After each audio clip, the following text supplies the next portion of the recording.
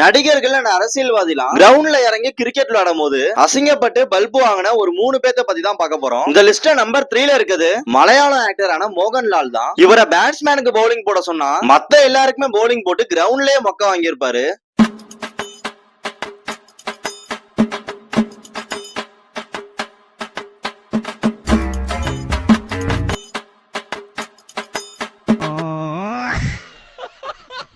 இந்த list number 2ல இருக்குது actor Surya Vikram பிரபுவோட முதல் பால்லயே டக் அவுட் ஆகி கிரவுண்ட்லயே காமெடியா வெளில போயிருப்பாரு. வீரமா காட்டுல நடந்து பாத்திருக்கியா?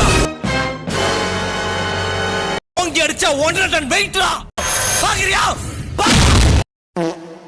அண்ட் ஃபைனலா நம்பர் 1ல இருக்குது நம்ம தமிழ்நாட்டு சிஎம் ஆன ஸ்டாலின் அவர்கள் தான். இவர் போட்ட இந்த லெக் ஸ்பின் உலகத்துல எந்த போலராலையும் போட முடியாது. சொல்ல போனா மிகச்சிறந்த ஒரு லெக் ஸ்பின் போலர். அவர் போலிங் போட்டா யாராலும் ஆட முடியாது.